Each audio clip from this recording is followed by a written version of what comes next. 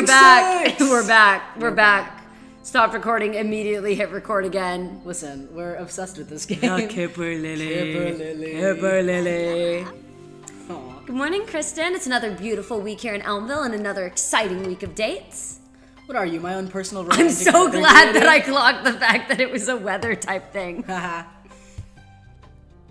Cloudy with a chance of smooches, am I right? Ouch, that was a little corny.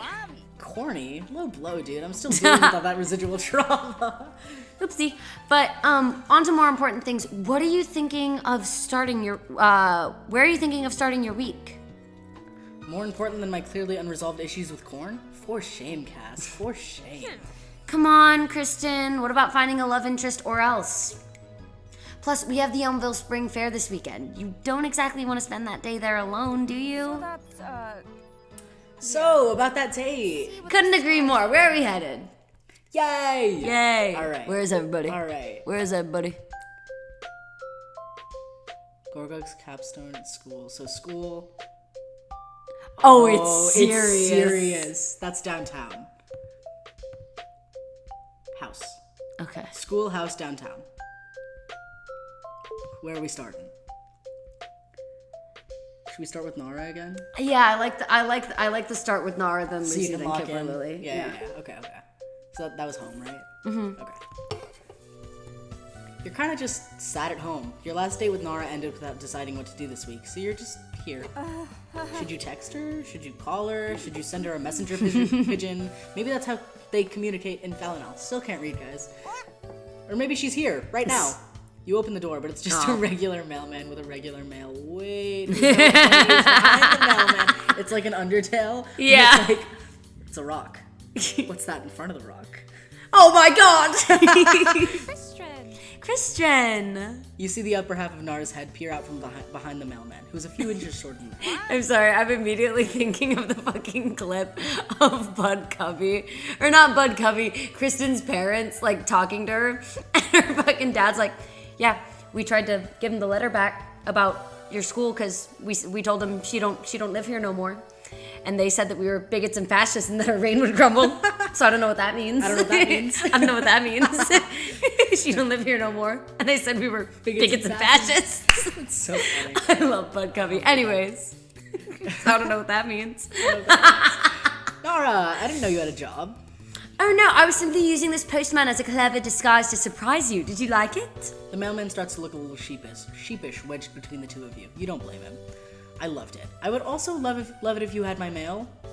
No, I just paid this man to stop in front of your house so I could execute my cunning plan. So true. You could have dressed like a mailman instead, though, and also have my mail. I'm sorry? Oh, Kristen, if I ever wear those shorts with that shirt, I am under the effects of an enchantment most sinister, and you must assassinate me at your earliest my God. convenience. Got it. Want to come in? Yes, please. Oh. Nara steps around the mailman, freeing him from his social prison, and enters the manor. So, what do you want to do today? I'm so glad you asked. There's something I need to prepare you for. What's that? Meeting my parents. Oh! Welcome home, cheater. Sorry. Literally. Sorry, what was that? What?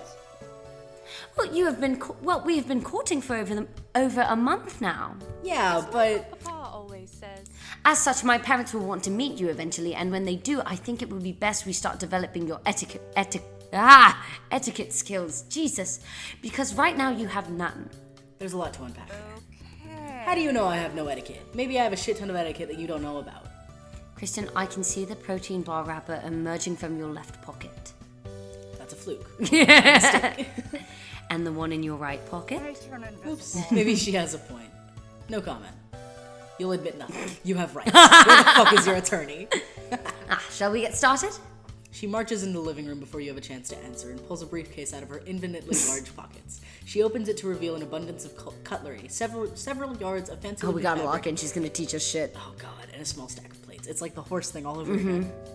And yeah, okay, you can see how if she was expecting all this, the diner might have been a little underwhelming. Let us begin. Nara swiftly arranges everything on your coffee table by the couch and beckons you over. You gingerly obey, hoping she doesn't notice how extremely dirty the tablecloth is where it touches the floor.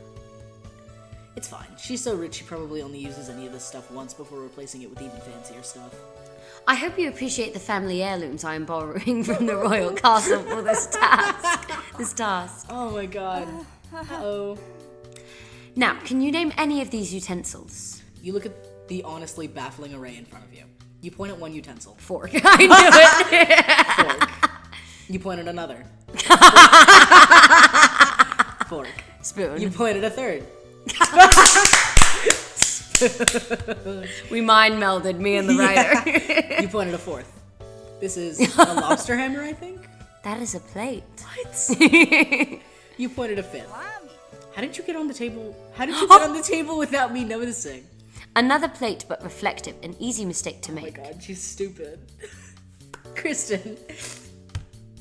Okay, well, I'm sure at least one of those two first ones was a fork. So that's a point for me, right? No. Oh. Kristen, do you know how to eat without using your bare hands? Pretty sure you don't need any of that for a protein bar. Did you emerge from the womb grasping a protein bar betwixt your fingers? Corncob, actually, allegedly. That's how my parents said they found out I was chosen by Helio himself. But darling, you worship Cassandra, not Helio. Cowgirls make do. I see. Should I hold classes for Silesian cowgirls to learn about etiquette then? Right. No, wait. Individual lessons, please. You don't want to share Nara with random Silesian cowgirls. They might be cooler than you. No. I'm sure they're fine. Just me is good, thanks. Wonderful.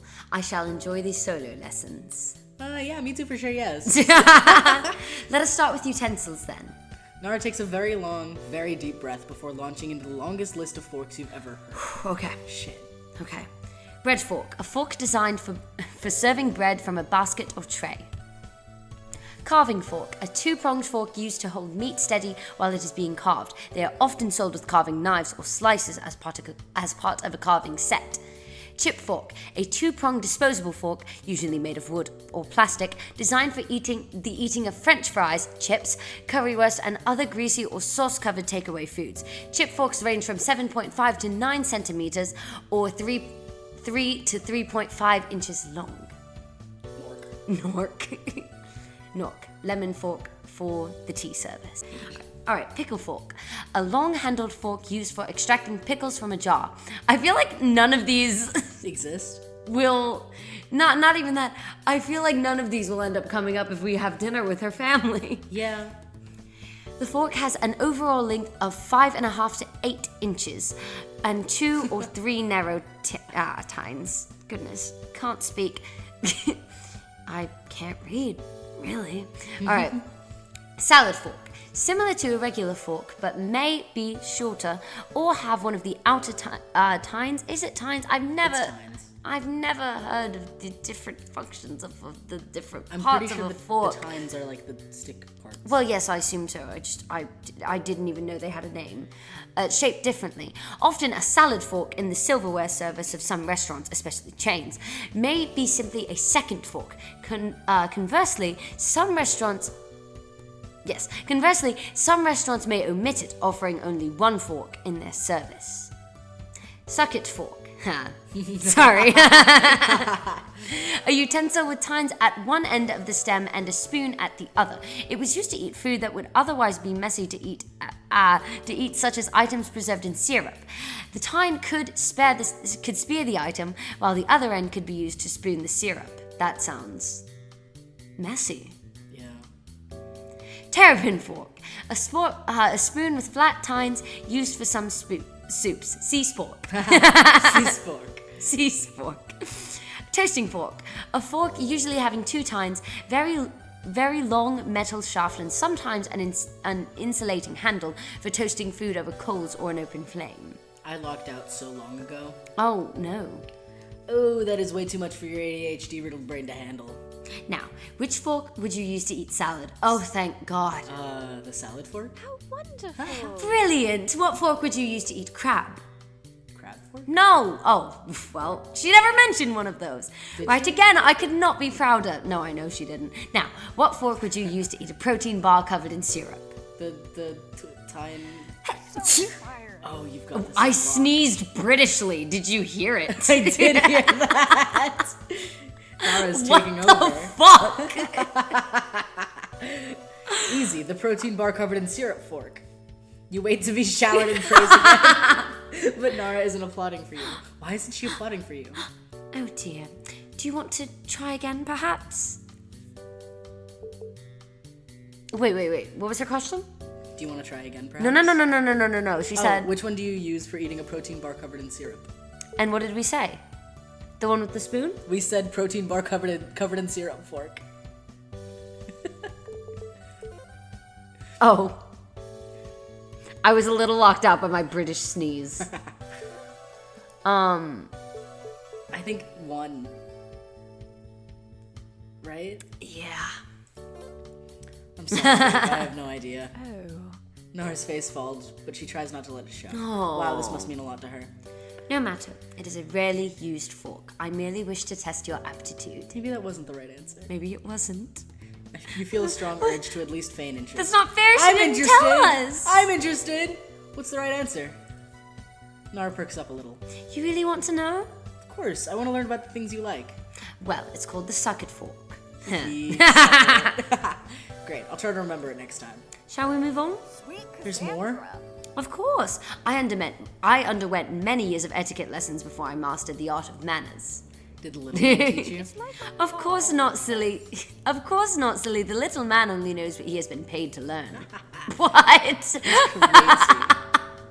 Now, on to seating. Aren't your parents supposed to tell us where to sit? That would be true for larger functions. Unfortunately, this dinner is designed to be a test of your social awareness and maturity.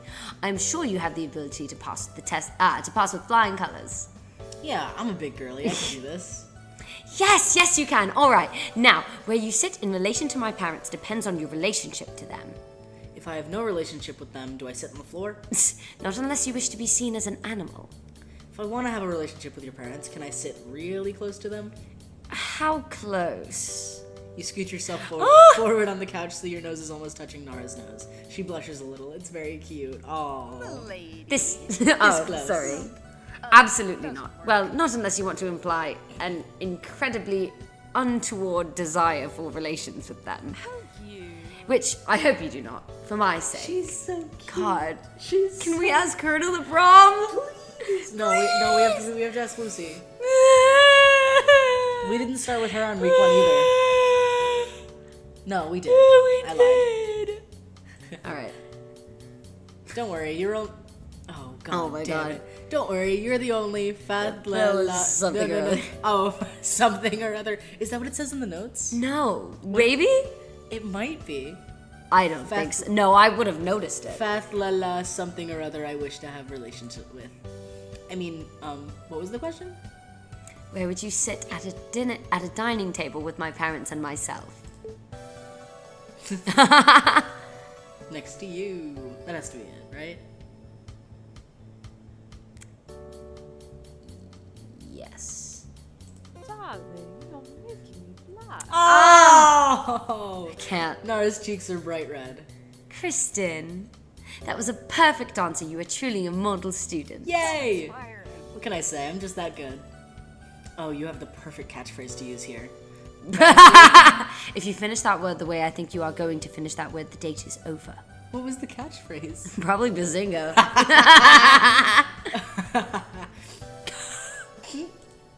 Oh man. Darling, I fear you are not blossoming in this lesson as much as I had hoped.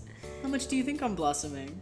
None. If anything, you are wilting. What foolishness would you like to see? What foolishness would you like to see? Does wilting maybe mean something different in Elven than it does in Common? No. I recommend we try the art of roleplay. Cool. Great, who are we playing? I will play the role of my parents, and you will play the role of someone who knows how to behave appropriately in public. Crazy She's so hot. Never mind then. Fuck, it seems like you aren't nailing this as well as you thought. This is your chance, your moment to prove yourself worthy of Nara in this relationship. Okay, yeah, sure, let's start. Ugh. Nora's expression immediately changes, becoming far colder and more distant. She looks down at you. Oh my goodness. Welcome to our castle, Miss Appleby's. I would introduce myself, but I assume my reputation precedes me. That and the servants outside the door announce our entrance. Please, Miss Appleby's is my mother. Call me Kristen. Call me Christian. Yeah, just call me Kristen. Nara doesn't seem as amused as you'd like her to be. Or talkative. She's really locked in on this whole roleplay thing, huh? This is the part where you kneel. Oh. Sorry. Yes, ma'am. Right. Wherever you want it, baby, I'm taking. All right. All right.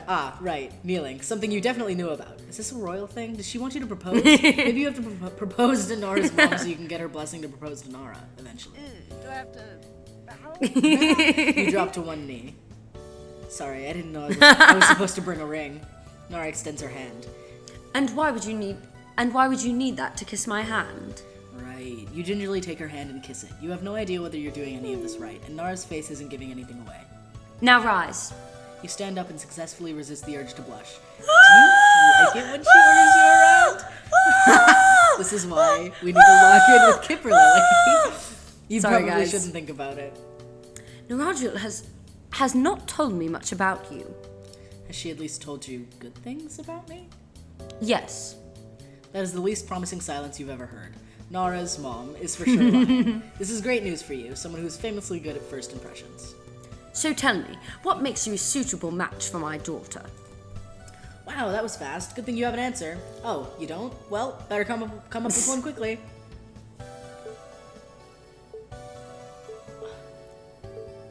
I think One? the money, yeah, in a weird way. Like none of them are ideal. Yeah. Yeah. And by money, I mean muscles. And by muscles, By money, I mean muscles, and by muscles, I mean. Oh my god. Nara's mom's brow furrows. And how does that help exactly?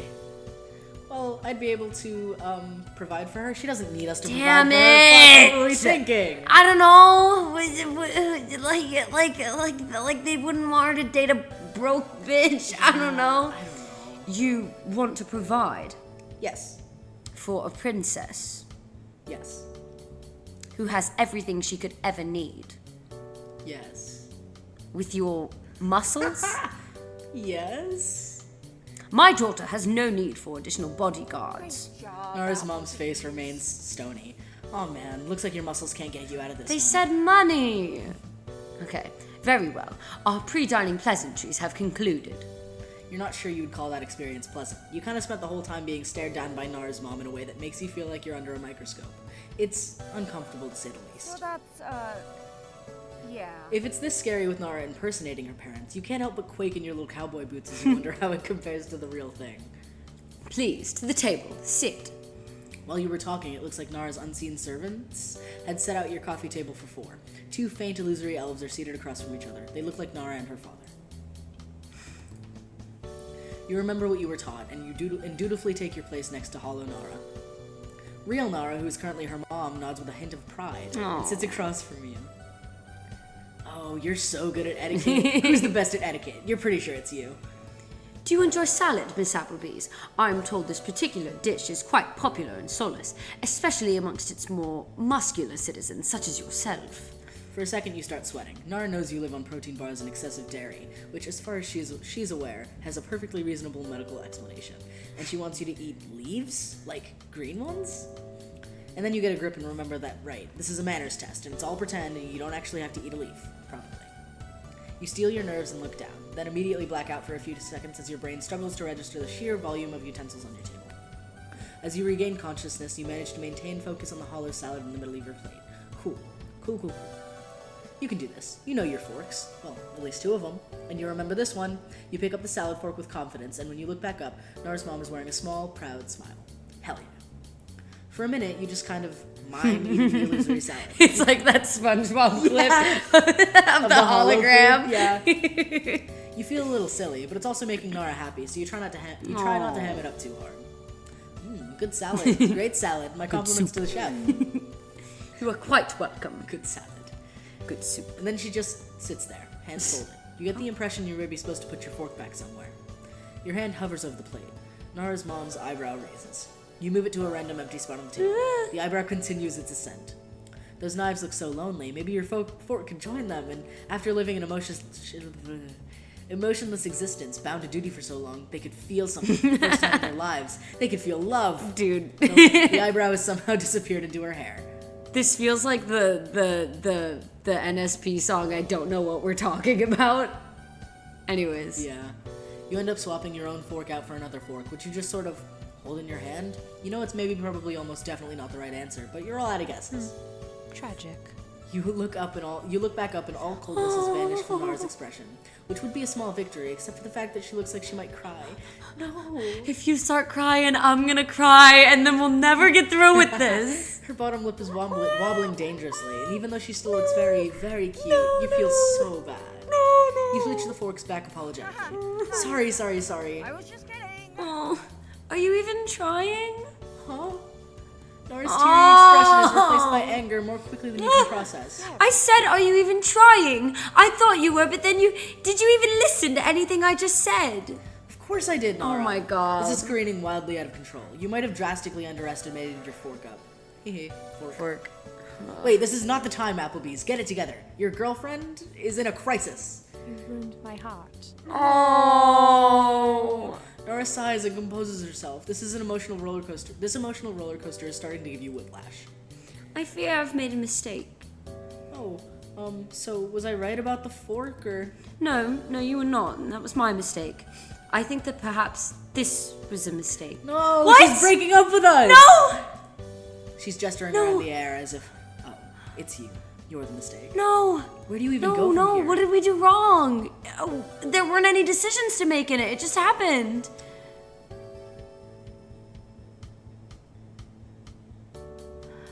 Three, maybe?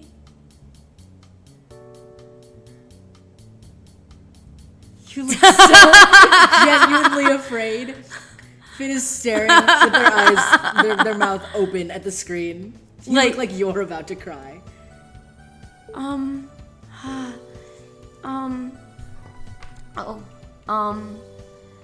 One or three? I think three. Three. Because we're My reassuring. instinct says three. Okay. That's not how I do things, really. That's not what we said we were going to say. I said That's three? You different. said- No, I mean her line afterwards. Oh, okay. Nara looks like she's trying to wrestle like 5 different emotions. You hope anger isn't one of them, but you really can't be sure. She did just yell at you about forks. This is how you people live. That is a fair point. Your country is rather lawless. Oh yeah, it's a fun way to live, but it doesn't help much in the way with fork stuff. Doesn't make me like an impressive date or whatever, so I'm still sorry. Thank you for apologizing and trying to understand. I know what I ask of you does not come naturally. Of all people, I should be understanding of this. Like you were when I arrived here. Whoa, wait, you want to be more like me? Believe me, I am as surprised as you are. Then Nara scrunches her face for a very long time, in a way that you have come to recognize as her thinking very hard about something important.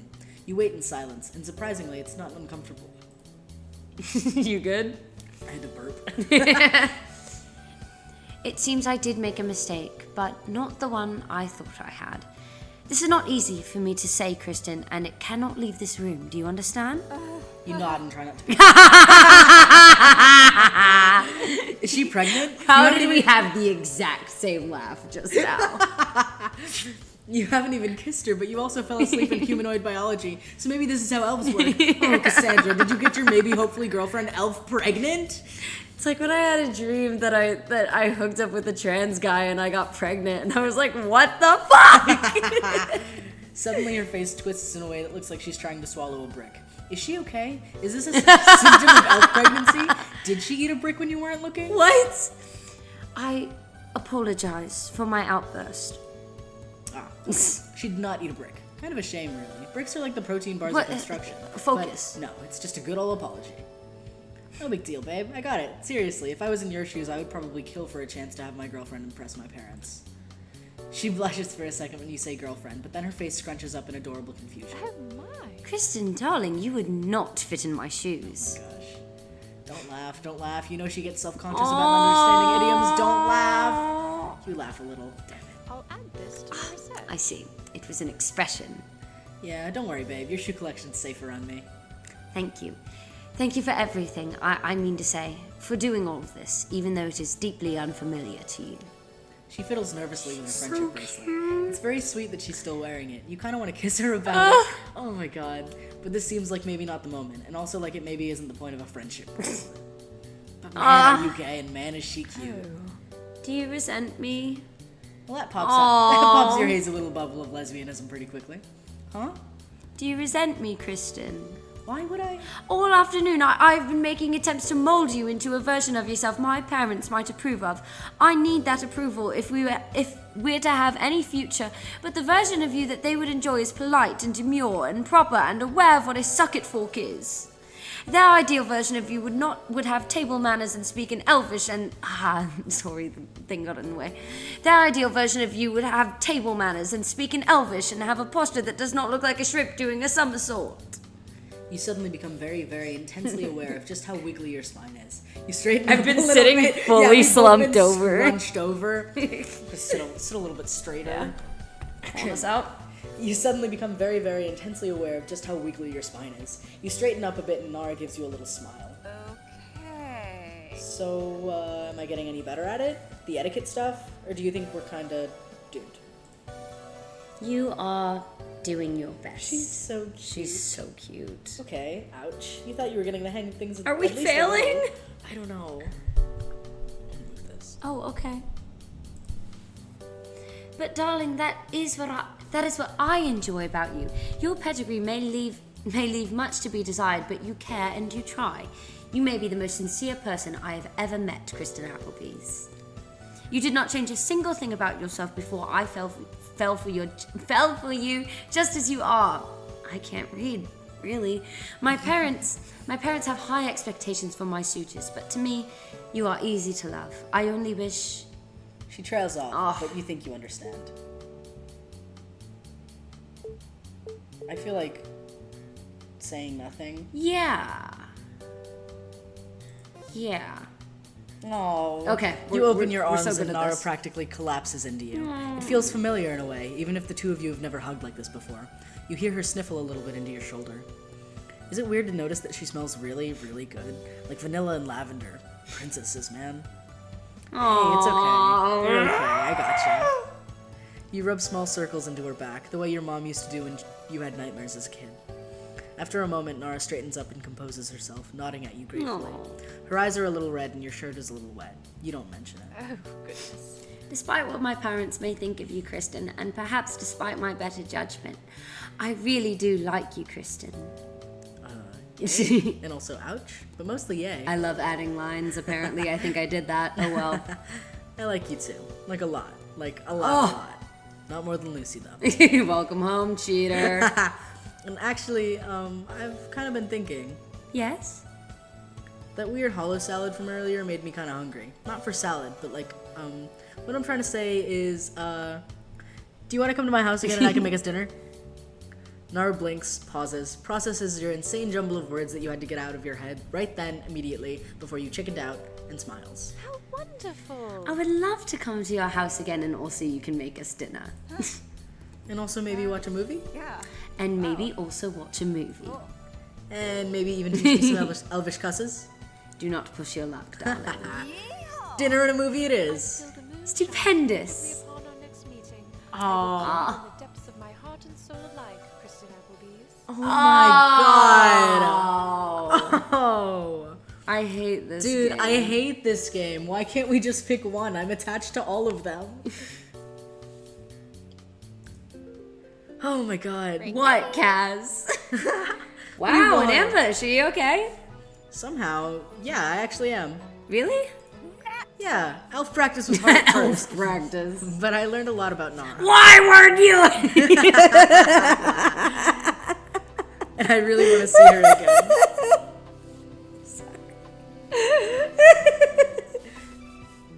Sorry. It was like a divine message from God when it flashed into my brain. Sorry. Sounds like you're pretty serious about her. I think I am, and I think Nara feels the same way. I hope she does. Aw, Kristen, that's surprisingly sincere. I'm so proud of... And get this, I didn't even have to eat a leaf because it was hollow salad the whole time. And there's the nonsense I know and love. Proud of you anyway. Also, maybe eat a vegetable once in a while. Perhaps a vegetable would cause less despair. Never. Is it Lucy time? Is it Lucy time? Is it Lucy time? Is it Lucy time? I think it's Lucy time. Oh, it's serious. Dude, I don't know if I'm ready for Lucy time. Goodness! Are you ready? Wherever you want it, baby, I'm taking you there. All right. Are they both downtown? No. She's at school. Kipper Lily's at school. Right. Okay, you ready? Yes. Lucy's house is in Tillering, an area you're only familiar with because Gorgug had spent a lot of time there when he and Zelda were still dating. But you're going to meet her at the community garden a street away. It's a pretty ordinary neighborhood, but it reminds you a bit of where you grew up. You can almost hear your brother's voices among the kids playing, and you feel a pang of something that's almost nostalgia, but not quite. You manage to shake it off, though, because you see Lucy standing at the garden gates. Hey, Kristen. Kristen, hello. Thanks for coming. Lucy, hi. Gotta lock in. Oh my god. Hi, Lucy. It's good to see you. You give her a hug, as has become routine for the two of you, and she softens into it, her arms coming up to hold you. You feel something hard press against her back. Maybe a shovel? Definitely some kind of gardening equipment. You hadn't even noticed that she was carrying anything. My first thought was she just kills us.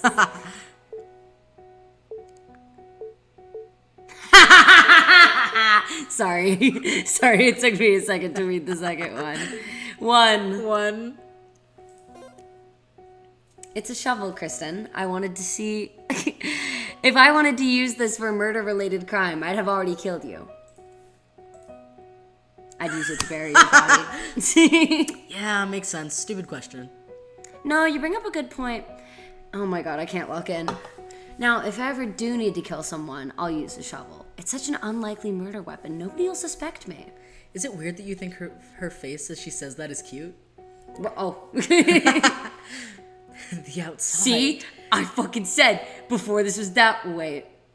What? No, never mind. I was about to get really passionate. I thought we went to the outside. We didn't No, go to the we didn't go outside. to the We went to the outside. downtown. I keep getting confused. Lucy opens the door and the two of you enter the gardens. There are rows of little plots of vibrant with greenery, a feast for the eyes. She navigates the maze of boxes deftly, leading you confidently through until she stops at a plot in the corner. This one's mine. I've been using it for, well, forever, really. At least ever since my family moved to Elmville. Where'd you live before? My parents grew up in Frostheim, and that's where I was born. We moved to Elmville when I was... She counts on her fingers, mouthing to herself. It's absurdly endearing. 6? So I've lived here most of my life, but I do technically have dual citizenship. Cool. I guess.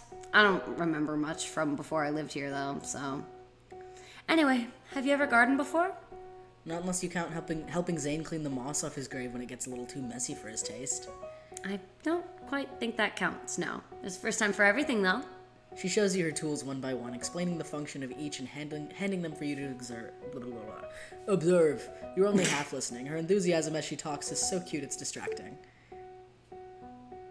I spaced out. She's showing us the tools. 1. I don't think we should fuck with her plot, though. This sucks. I'd still vote 1. You still vote 1? Okay. Unless 2 really calls to you. I mean, neither of them really call to me. I fear we'll accidentally hit her. I Genuinely. don't think we're that stupid. You don't? I can't believe you don't. But I'm worried if we try to use it, we'll fuck up her plot that she's been using forever. Do 2. So that if it goes wrong... It's my fault? Yes. Okay. Cool, sick. Fuck. Yeah. Undo! You can't undo who you are. Read. I've taken an earbud out. I'm sitting back here. I think everybody should know that I have a headache. Close the window. I have a headache. And my throat hurts. You know that weird thing where just it's like your whole, like your ears and your head and your throat hurts and you're like, what a strange combination. Why is this happening? I can't handle this right now. Reading? There's no camera. I'm vaguely gesturing to the everything. Because Lucy is going to break up with us. She's not gonna break up with us. We just made one little mistake. Kristen, are you even paying attention? It's not nice. Oops, chastised. You put it back away. Sorry, I'm listening. Fuck, she's so mad at us. God damn it! I'm sorry. Caitlin! I'm sorry! When she's walked you through her gardening kit, she puts her equipment down and takes off her backpack. She rummages through it and pulls out a handful of seed packets and a massive book. What's that for? Lucy, It's you. sorry, it's my bad. Lucy hands it to you so you can take a look. It's a leather-bound tome titled "Floriography of Spire" by someone named Florus Flibbertigibbet the What the fuck? Six. I know how to read Roman numerals. Trying to say that. Try saying that 5 times fast. You open it up to a page at random. The holly flower represents domestic happiness, while the hollyhock represents ambition. This is a flower language book? It's called Floriography. It's sort of an interest of mine. Like I said, I've been growing plants in this lot for a long time. I do a different set every year. I feel like it's silly, I know, but I've always sort of felt like the flowers I plant each year represent who I am that year, or who I want to be.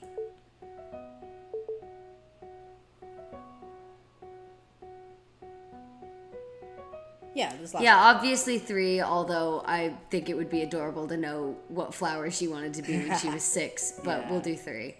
You're so sweet. Okay, Aw. we're steering it back. We're steering I'm the ship sorry. back. All right. I'm sorry, I'm on edge after Nara yelled at us. Nora yelled at us and then cried, which was worse. Yeah, what if Lucy cries? No! Okay. That means a lot. That means a lot to hear, Kristen. You're sweet to say that. I've never actually shown my plot to anyone before, you know? You're really special. Aww. Lucy, this is such an honor. I don't know what to say. She reaches out and squeezes your hand gently. You squeeze back. Like I said, Kristen, you're sweet, and I trust you. Yay! Freshman year, all I wanted to do was make friends. I was really lonely through middle school, but high school was A fresh start. a chance to meet people who liked me for me. That year, I planted chrysanthemums for optimism and periwinkles for... Wait, don't tell me. Let me look it up. Periwinkles for early and sincere friendship? So inspiring. Lucy, that's cute. I promise it was not cute at I promise I was not cute at 13, Kristen. Trust me. I was the most awkward kid alive. You would have hated me. Thank goodness nothing happened that year, because then I would have been the most awkward kid dead, too. Nah, you were cute. That's a President Applebee's guarantee. How can you be so sure? You didn't even know me. Yeehaw! Not back then, but I know you now, don't I? You're plenty cute. You watch with fascination as a blush starts to creep onto Lucy's face. Does she know she's proving your point? I could never hate you. Any version of you. She blushes even darker, fidgeting with her hair, and clears her throat a few times. You're proving my point, you know. But tell me more. What did you plant sophomore year? Well, I've never felt luckier in my life than I did after meeting my friends freshman year, no matter what else happened after. People tell me I should hate them now, or stop talking to them, but I refuse. I don't blame them, not really. I get that. Do you? Sometimes when I see my little brothers, they say things I didn't know come from I know didn't come from them. I know my parents still send them to summer camps run by the harvestmen. The things they say are awful, and it hurts to hear them, but they're still my brothers, you know? They're so young. It's not their fault that they got stuck with the family they did. I know it's not quite the same, but... Lucy, one of the kindest people you've ever met, gives you the dignity of a quiet moment to compose yourself. When you've wiped your face a little and can meet her eyes, she continues. Sophomore year, I planted, well, honestly, so many kinds of flowers that it'd take forever for you to flip through and find them. Oh, stop. Okay. There were 1 or 2 for each of my friends, and a couple for Cynthia for anticipation, tiger lilies for pride, that were what I thought was a good idea. That's cold. We all thought it was a good idea, but you know how well that went. For the first time in your friendship with her, Lucy looks a little bitter. It's not an expression that suits her face. You can't imagine what she'd look like if she'd actually been rage-starred. You know for certain you're glad you'll never know. Did you plant anything last year? No, never got the chance. Aw. When I came back at the end of the year, this was one of the first places I visited. So much had changed. I just wanted to be somewhere that I knew. But when I saw my plot again, it was empty. Everything I'd planted sophomore year had died. Oh, that's so symbolic and sad. Oh yeah. I don't know what I expected. Of course they died. I guess I was pretty lucky that it was still technically my plot and nobody else had taken over it completely. But it felt so awful, like I was still dead.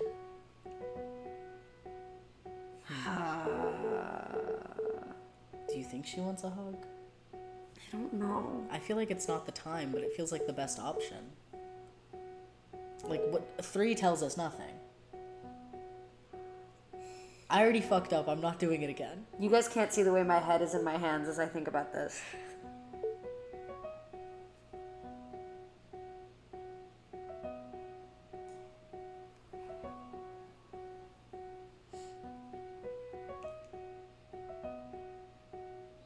We're thinking. 1, she likes hugs. She does like hugs. Okay. It's pure instinct that leads you to wrap your arms around her, and she slumps against you, her chin resting on your shoulder for a long moment. I think we made a good choice. Okay. We're so stressed over Yeah. this. This is actually the first time I've been here since then. I thought it might be easier if I brought someone I care about with me. That reminds me of the dream I had where I was kissing a girl. You glance over at the plot. She's right, the soil does look like it hasn't been watered in a while, and it's a far cry from the lush greenery of the rest of the community garden. But look over there. What is that? Looks like there might be something growing. Lucy's eyes widen with hope. The two of you head over to the corner of the plot where you spotted that handful of green shoots, and she gasps. Oh, these are snowdrops. Oh my goodness, these are snowdrops. They're the only flower I plant every year. What do they represent? I actually don't know. They're just my favorite. I sort of liked having a little mystery, I guess. Amen to that. Maybe we can look for them in the book now, though. Not to be superstitious, but if they're the only ones that survive, that has to mean something, right? You flip through until you find the appropriate chapter and page, and what you see makes you beam as you read So aloud. inspiring. Snowdrops can represent many things, but are often used to symbolize new beginnings, rebirth, and the ability to overcome challenges. No wonder they're your favorite, Lucy. You're really special. You're not dead, and if there was a part of you here the whole time, still growing, waiting for you to come back. I can't do this. Guys, I can't do this! There's a beat, and then you get the wind knocked out of you by an armful of frost giant. Oh!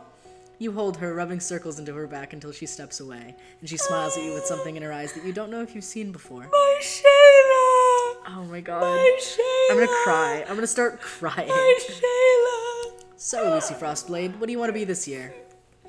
Oh, I have a few ideas. Will you help me? That's what I'm here for. She lets go of your shoulders. Holy shit, she's been holding on to you this whole time, and turns to pick up her watering can. I'm going to go fill this up. I'll be right back and then we can get started. Wait, before that, I have a question. You said you planted flowers for all your friends. Can I ask, if you were gonna, I don't know, plant a flower for me, what would it be? There's a look of mischief in her face that's quickly becoming one of your favorite Lucy expressions, and a hint of whatever that was earlier too. For you? I think I'd plant daffodils. Maybe pink peonies too. And I'd plant pink or red orchid. God, what's wrong with me? No, don't look them up now. You're tempted to ask, or what, but you don't. The bossiness is a good look on her. I'm going to lend you this book. You're going to look them up later, and then next week you're going to come over to my house and return it. Sound good? Oh my god, I'm in love with her. I'm in love with her. I need to know what they are now! You shoot her a jaunty salute as she walks off, but open the tome as soon as she's out of sight. What kind of cleric of mystery would you be if you didn't? That's not... okay.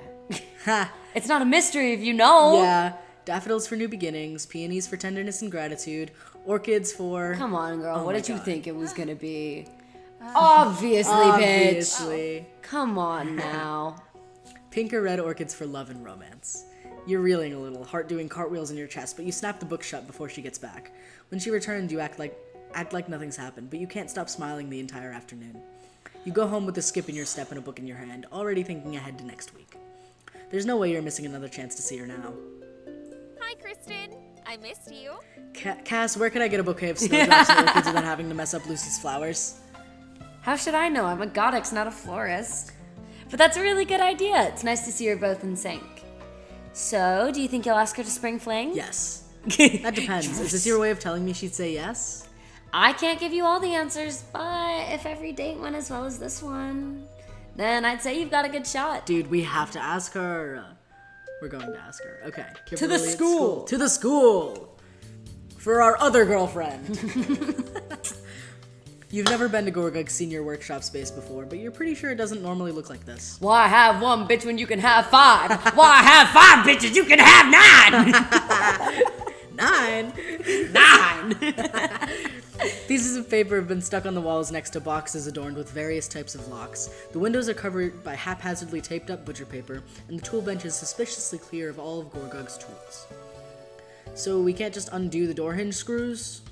Gorgug's voice crackles over a speaker system he's screwed into the ceiling. He's in the AV Club's room, courtesy of Skrank, who'd help him program all of the crystal surveillance cameras temporarily installed in the room, and Riz, who had convinced Skrank to help Gorgug in the first place. George. Please don't destroy my workshop, Kristen. I don't want to pay the destruction fees Hopclap warned me about. Oh, please, it can't be that much. It's like 100 gold per incident. Hey, Kip. I'm really good at voices, can you tell? Yeah.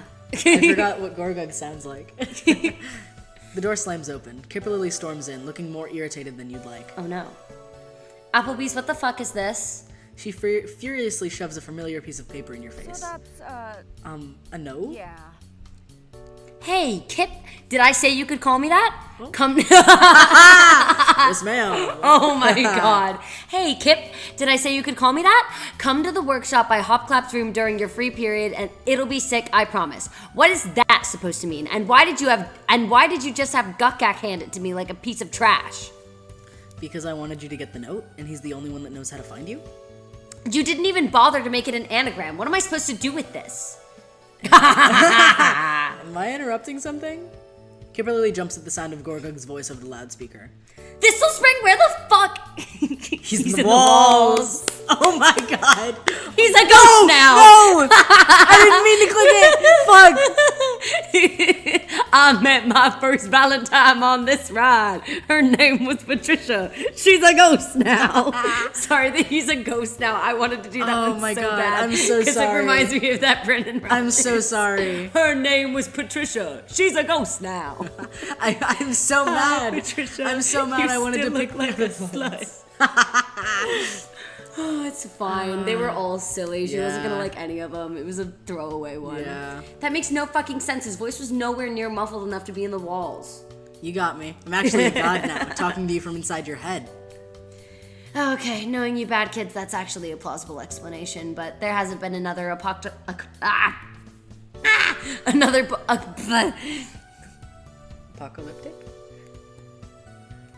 apocalyptic event in the past few days. So I'm going to choose to believe it's also a lie. Wow, saw right through me. Good work. Don't fucking mock me. Oh, and there go her walls again. You'd hope she gotten comfortable enough with you to keep them down, but apparently the indignity of not having to crack some sort of code to meet you here is enough to overcome that. Oh, sick. Anyway, now that she's here... Wait, Kristen, we were waiting for Kipperlily? Really? What was that? Why else would she be here? Can I at least learn what this is about before I have to listen to the two of you argue over my presence in this room? There's a pause, and then Gorgug sighs deeply, directly into his microphone. Rude. Yeah, sure. So, I don't know how much you know, Kipperlily, but this is for my multi-class capstone. It's a bit hard to explain since I can't just do a dance recital like Fabian's doing. I get it. I've been watching Ivy's prep for the great hunt she has to do for hers. Right, so Barbifisser's a bit weird because it's hard to find anything that's both about rage and engineering. Mr. Hopclap's been helping me come up with something that could work, but I need people to test it. Just spit it out, Thistle Spring. What's this capstone of yours, and why does Applebee's think I should be here for it? I'm getting to that. Well, at least the first half. I can't explain, Kristen. That makes two of us. Hey now. They both ignore you. Rude. This is a combination escape/rage room. The black tape on the ground shows where things should be destroyed and where they really shouldn't be. Please don't break things on the escape room side. I have to fix all of those by hand. Everything on the rage room side can be easily mended, so no need to worry there.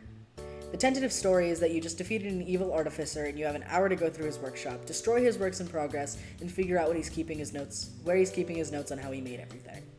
Any questions? Any questions? For the first time since you started hanging out with her, Kipperlily is shocked speechless. She looks around almost numbly, clocking the black tape Gorgug pointed out, as well as all of the little trinkets he's arranged, with paper signs designating the puzzles he's come up with. Then she turns to you. Surprise? I don't think one. You don't think one? Do you think one? Brownie points with her, no? Yeah, but I don't know. What do you think? You think 1? I think 1. Okay. She's gonna be mad at us no matter what. Yeah. I mean, I'll take that as a no on the questions. A few other things to quickly go over. I'll be watching and listening in on you to make sure everything goes smoothly, but I'll only say something if it looks like you need a hint. we will not be needing any hints. We're doing it together. You sure? It's fine if you do. We will not be needing any hints. Thistle Spring, thank you. Right. The door to the classroom automatically locks when you hit the button next to it, which will also start the timer. If you need to get out in an emergency, break the door down. Feel free to start whenever. Without even consulting you, Kimberly springs to the wall and slams the flashing red button. The door's lock clicks into place as a screen on the wall blinks and begins counting down from 1 hour with flashing red digits. My, someone's eager. Almost like someone else knew inviting you here would be a good idea. Okay. Kimberly doesn't respond. In fact, she fully ignores you, completely absorbed by the puzzles neatly taped throughout the room to different locked boxes that Gorgug has helpfully labeled things like alchemical reagent chest, safe, and I don't know, fridge maybe. I don't know, fridge maybe. After a couple tries, you give up on trying to catch her attention. You turn to the puzzles. Surely you can do at least one of these. It's not like Gorgug was expecting an escape room fanatic as a playtester. What to do first?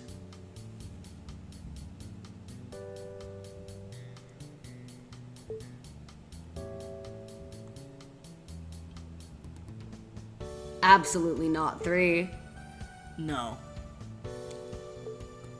1. 1? Because it says might be.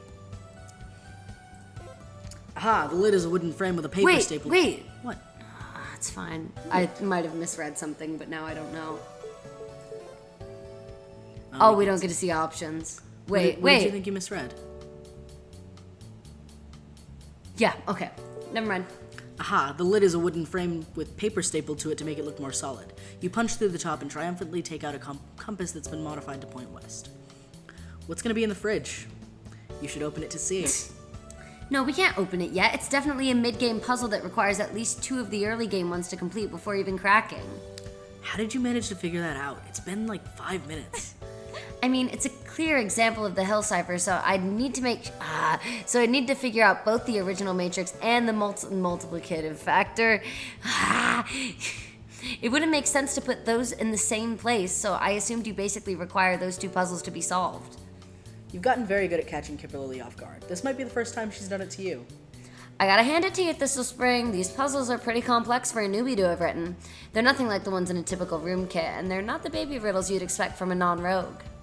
Thanks. Riz helped me with some of the initial research, but Mr. Hopclap's the main guy who worked on the rest with me.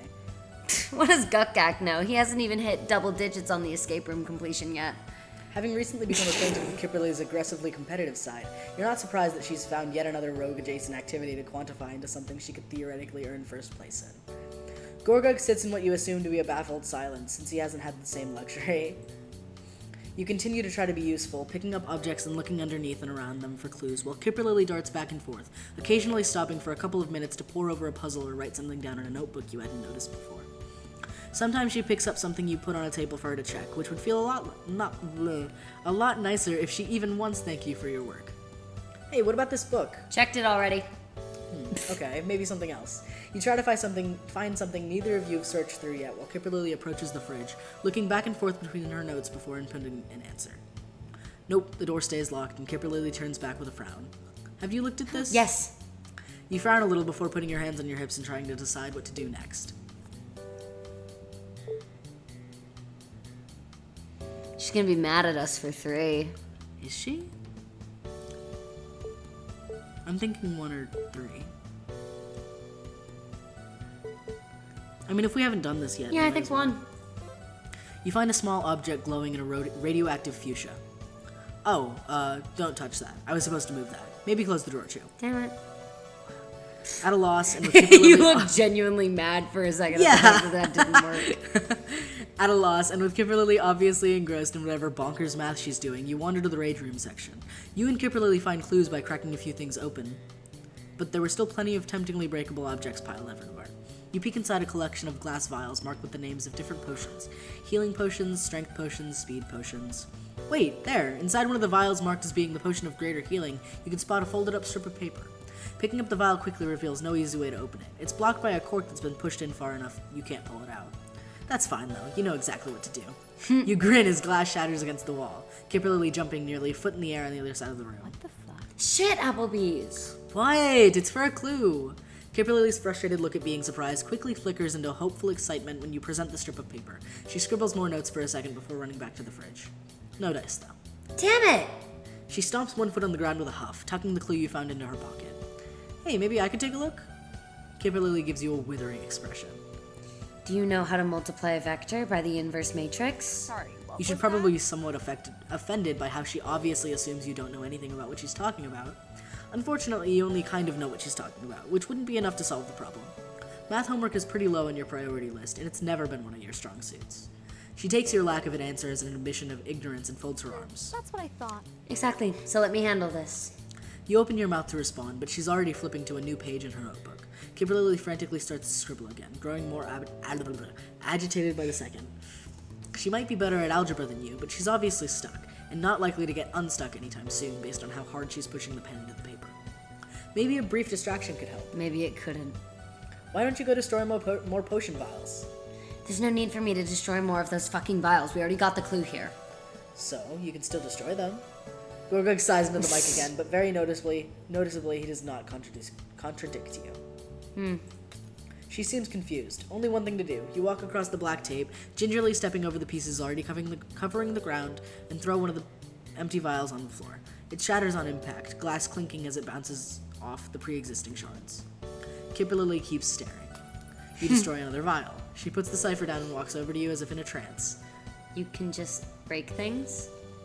Yeah, that's the point of a rage room. You can break things, and no one cares. I care, but I mostly care about all the work you're gonna make me do later. I don't care if you break the shit I told you to break. Kipperly looks up at the speaker on the ceiling, then at the blanket of glass shards underfoot.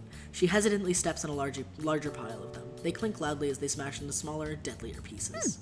You can just break things. Oh, she's gonna love this. Hell yeah, you can. A switch turns on. Kipperly whips around the remaining vials with a frenetic look in her eyes. She grabs one in each hand, winds up, and throws them against the wall where they explode in a flurry of sparkling bits. I love my crazy girlfriend. Kipperly huffs, which turns into a quiet chuckle and then into a genuine laughing fit. She hunches in on herself, stomping a foot and giggling wildly as more glass breaks. So inspiring. You seem to be feeling better.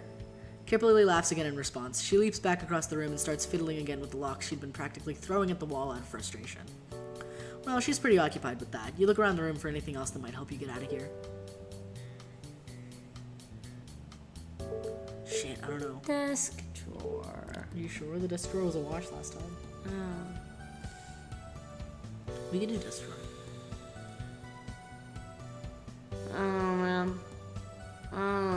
This is really hard. This is really hard. There's not really much like. They're not giving us any hints. Yeah, there's no hints. Gorgug, give us a hint. Gorgug. You find a deck of playing cards. After some further inspection, it seems Kipperly already found it and took out the relevant cards. You leave the drawer open so neither of you get confused about it later. How much time do we have left? She's gonna break up with us for being bad at this. She is. You glance at the clock. Just over 36 minutes. Kipperly's head whips up and she stares at you horrified. We've been in here for 20 minutes already? We've done a lot. Well, you've done a lot. I've done my best. Fuck, shit, we should have been closer to halfway done. Technically, you don't know what counts as halfway done. Shut the fuck up, Thistle Spring. Apparently, time limits are a rogue's worst nightmare. Kipperly immediately becomes dangerously frantic, her mind moving in overdrive as she popcorns between 5 different unsolved puzzles, though she still jumps to the rage half of the room and smashes more random props when she gets too overwhelmed. Does it really help that much? Kipperly jumps as if she forgot you were there at all. She whips around and stares at you wildly, a book half torn in her hands. There could be a clue hidden in the bindings. You politely don't point out how stupid that sounds. What's tripping you up? What do you want to know? I don't know how to tell you this, but I'm also locked in this room. Plus, I thought this would be fun for you. What's got you so stressed out? Kipperly maintains her haughty glare for another few seconds before deflating slightly. It's the stupid riddle. Something about the only kind of ship that can't ever be sunk. Whatever. It just doesn't make any logical sense. Nothing can be unbreakable 100% of the time, and I can't think of a single type of watercraft specifically designed to stay afloat no matter what. Is it a friendship? I don't know. Even something like a raft is known to capsize if you put too much weight on it, and it can't be anything too specialized because if it is, that assumes a level of pre-knowledge that most escape rooms don't hold for their participants. Kimberly. She snaps her jaw closed and It's a turns to friendship. stare almost desperately at you. It's worth it. I knew it was a friendship! The answer is friendship. Kimberly stares at you, her eyes wide. Could also be the hangvan, I guess. It's a boat sometimes. It's not the hangman. Hey, I thought we said no hints. Does that count as giving a hint? Kimberly doesn't acknowledge your and Gorgug's bickering. She mutely turns back to the puzzle, carefully arranges one of the letter locks to her. Oh my god. Read friendship, and stares when the log quietly clicks open. Color me impressed, Applebee's. How did you know that would work? It's Gorgug. Guy only ended up stuck with us because he tried to give someone a tin flower on the first day of freshman year and got punched in the face for it. Oh, Fabian still hasn't apologized for that, by the way. classic Seacaster. Kimberly opens the panel behind the friendship lock and pulls out a piece of cloth. When she takes it out, there are a series of holes cut into it that she immediately lines up with a poster framed on the wall.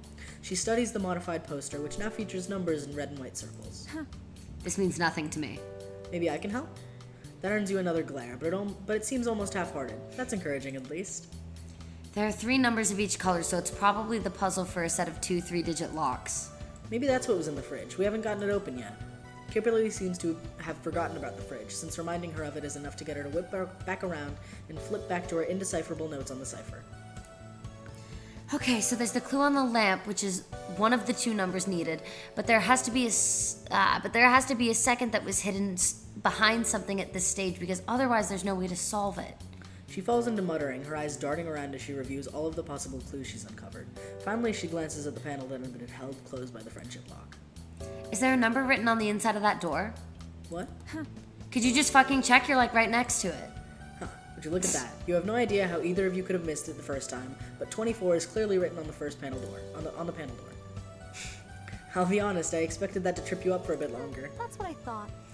Rule number 38 of escape room design. There's always a hint hidden where there's another clue. It's a built-in diversion that distracts from the one that's easier to find. Kimberly solves the cipher without much more commentary and throws the fridge door open. There's a note taped to the side of the fridge, as well as 2 locked boxes with numeric keypads behind their front panels. Immediately, Kimberly scowls. Oh, these are the kinds of safes that are the absolute worst. If you try to open them too many times, they go on lockdown for a set duration. So we'd better solve them first try. Fuck. 1 to hinder, 1 to help. Go in order. Are you fucking kidding me? And now what the fuck does that mean? You glance up at the timer. 7 minutes left and ticking. If there's ever been a time for you to have a breakthrough, now's your chance.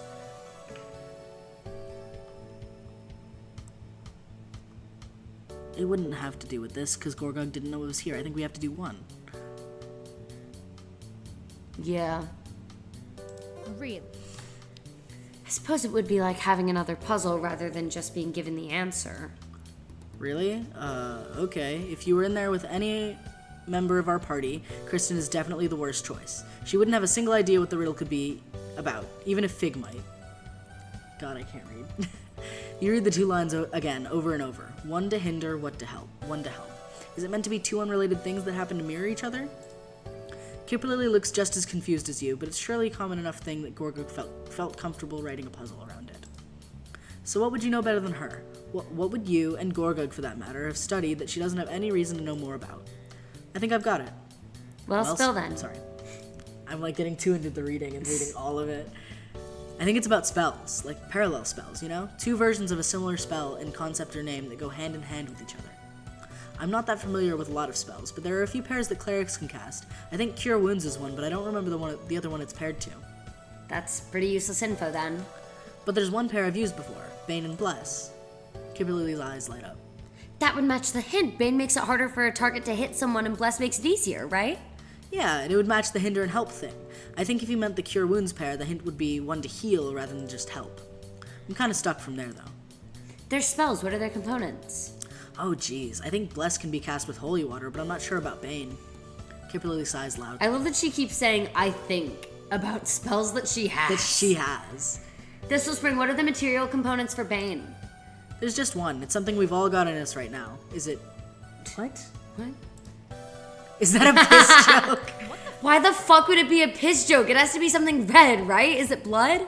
Wait, yeah, I think that rings a bell. Piss? Kimberly bolts over to the safe. She identifies which matches which spell, and quickly inputs the right numbers in ascending order, making the screens by the keypads flash green and disengaging the safe door And locks. that's another point to Kimberly Copper. Kimberly whips back around to you, her ponytail's in disarray, her hands are covered in tiny cuts from all the glass she was throwing around, and she's smiling widely. That voice line is my favorite little. That's another point for Oh my Kimberly god, it's so Copperkettle. cute. I love her. I love her. You've seen a hint of this smile before, in her eyes when she high-fived T100 and in the corners of her mouth right before she decided to call Riz gloating. It's a simple delight she doesn't bother to hide behind a smug look on her face. Oh, for once. Oh my god. I'm not Yeah. even processing the words anymore. No, you're good. You've never seen it like this before. You think you want to see it again. We got it, Kristen. She flings the safe doors open and extracts a skeleton key from one and a notebook from one with a piece of masking tape of the cover that reads, "Secret plans no one opened" from the other. You open it. Are these cloacas blueprints? It's just my junior year notes. Shh. I haven't gotten around to making the actual props yet. Fuck the notebook. We have the key to the final lock. Kimberly runs over to a decorative lock right next to the door of the classroom. She opens it with a flourish, her smile melting into a more familiar grin at the contents of the box it was hooked onto. Self-destruct code 1644. She leaps up to the keypad next to the red button used to start the game. When she enters the 4 numbers, the button blinks green. A triumphant air horn echoes from somewhere and the timer stops. Kimberly Copperkettle wins again. Oh my god. And with 2 whole minutes to spare, another victory for the scoreboards. You never knew Kimberly was the type to hop out Oh of my excitement. God. Today's just been a whole list of firsts, it seems. Congratulations. Is that a record? You are the first people to try it, so yeah, I guess. The door should be unlocked now. You go over to the exit door and open it, exaggerating a goofy bow as Kimberly goes through. She's in such a good mood as she just goes through without a single snarky comment, giggling to herself. Kimberly still hasn't quite been able to banish the smile from her face as she collects her things. When she goes to shoulder her backpack, she freezes. Oh, right. She unzips her bag, takes out a mysterious plastic container neatly lined with paper towels, and shoves it at you. Mom said to give these to you. Thanks? I mean, Shut up. Never mention it again. what did she give us? I don't know. Paper towels? So, something in the paper towels, I'm sure. Anyhow, are you doing anything next week? Oh, I'm supposed to, look for actual venues for the spring fling. Apparently the planning committee wants me to bring them suggestions to choose between. I was gonna check out the steel mill. Really? Absolutely the fuck not. I'm going to a dance held at the I'm not going to a dance held at a decommissioned factory. Then where do you suggest? Kimberly hesitates. Well, there's a garden in the park that's taken care of by a local druid guild. It's weather controlled to make sure that the roses are always blooming. Dude, if we did Kimberly from day one, this would line up perfectly with Lucy.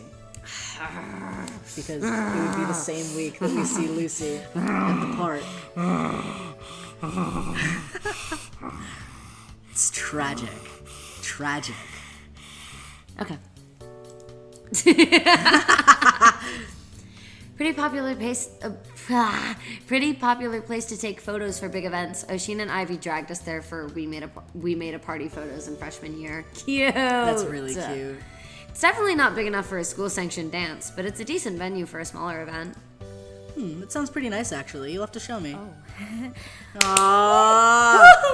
Kimberly looks at you for a long moment before turning away, playing with some of her loose hair in a way that hides most of her face from view. Oh my god. God.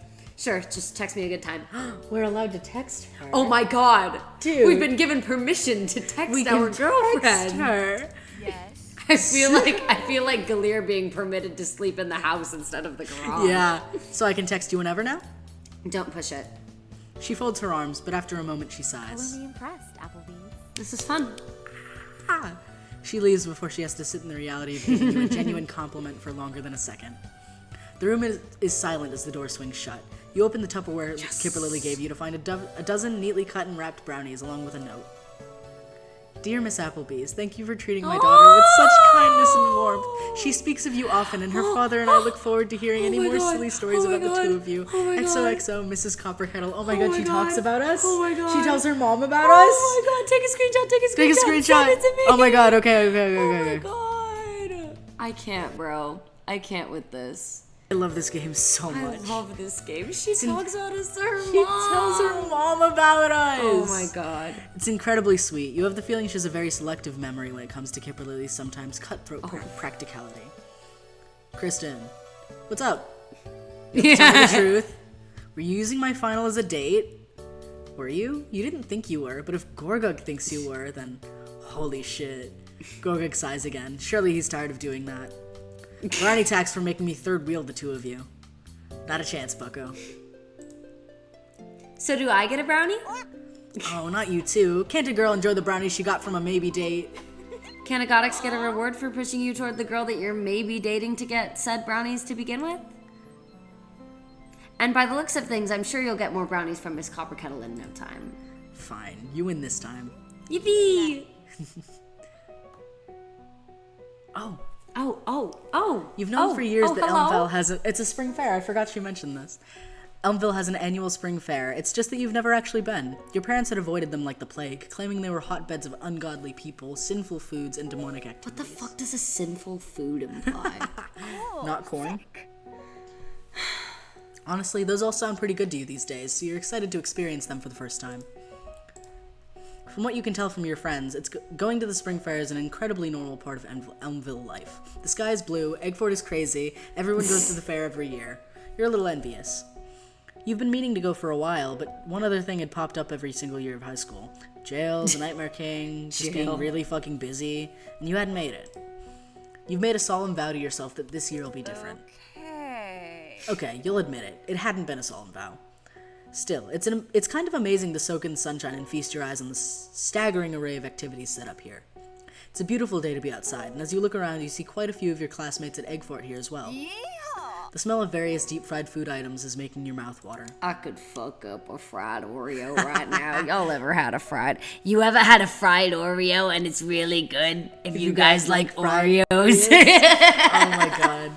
There's this YouTuber. I forget how to say her name, but she does vaping reviews and life updates, and we've started speaking with her cadence. And one of the things that we really got stuck with was like she was doing a vaping review and she went, "Oh, this is really good. It tastes like a cherry juice. You ever had a cherry juice and it's really good? If you guys like cherries." And then she hits the vape like 5 times in rapid succession. Anyways. There's a Ferris wheel spinning at the back, a carousel full of shrieking little kids, about 1 trillion games to be played. There's even a I'm so sorry, I can't read. There's even a haunted house, which seems slightly out of season, but still fun. Maybe I should learn how to read. You can't help but think that your brothers would love this, and you would have too if you'd come here as a kid. No time to get maudlin though. You just gotta make up for lost time by having the best experience possible. There are so many things here you'd be happy to spend hours doing, but there are only so many hours in the day. The big question is, what do you want to do first? I want to find Lucy. Kimberly's still not an option. Can't. Man, It's tough okay. crowd. I think it's because we didn't start with her. Yeah. I really think it has to be from day one, because like Fig's not here either, because we abandoned her. Yeah. Lucy then. Welcome to the Elmville Fair. It's got 55 rides and games and over 100 different... 55? That's a lot of rides. That's- Where are they holding Where this? the fuck? Oh, rides and games. Okay. I think like combined. Okay, that's still a lot. It's like the megacon of fairs. Like, dude, I don't think there's that many rides in one park at Disney World. Like, that's Yeah. so many. And over 100 different vendors this year, making it the best place to go for fun, food, and above all, trying out new things. Or so I've heard anyway. The fair bustles around you. Sights, sounds, and smells almost overwhelming as people shriek on rides and vendors hawk their wares. Kristen, you sound like an expert. Come here often? Nope, first time. I just made those numbers up. Okay, that makes more sense. Yeah. But I've been needing to for ages. It always looks so fun. Don't tell any of the bad kids, though. They'll get jealous that my first time wasn't with them. Well, I'm honored to be invited then. This is my first time at a fair too. It just never seemed like my scene. Hell yeah, new experiences for both of us then. Let's go see what this place has to offer.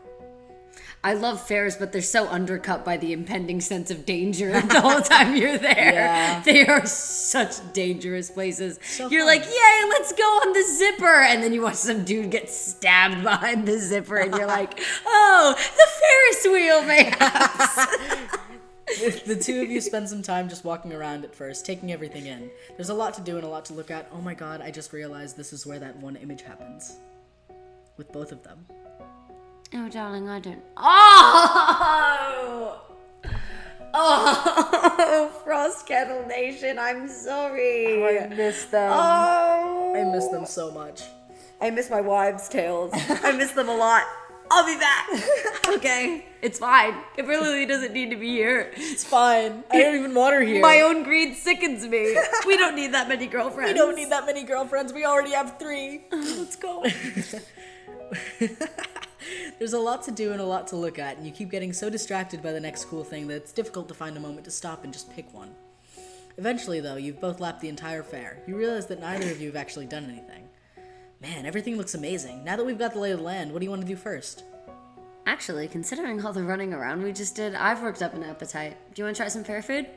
Great idea. From what I've heard about fairs, we have to get the most ridiculous, crazy, borderline gross thing they're selling. Food you'd only find at a fair because they'd be crazy to sell it anywhere else. Borderline gross? Are you sure that's a good idea then? Totally. It's an adventure, an experience. We have to try everything that the fair's got to offer, right? Might just find your new favorite thing. Well, when you put it like that, I guess we do have to try something. The two of you go up to a nearby stand and look at the menu. The giant sign out front proclaims that this place sells deep-fried anything and chocolate-covered anything else. Oh my god, that's good. So it's definitely the right place to be. Now that you're here, looking at the bubbling vats of oil and chocolate, a hint of doubt creeps through you. Maybe this isn't as good an idea as you thought. What if Lucy gets grossed out? Do you think we should start with something easy, like a funnel cake or like a churro? But Lucy shakes her head at your offer, a teasing smile on her face. Don't back out on me now. What if you find your new favorite food today? Who knows? It could just turn out to be chocolate-covered pickles and you've just never tried them. Well, you certainly can't argue with that. You approach the cashier and pull out the cash you brought exclusively for fair stuff. Your own, not Fabian's. It feels more like an authentic fair experience that way. 2 pickles, my good sir, drenched in anything and everything. Don't get that.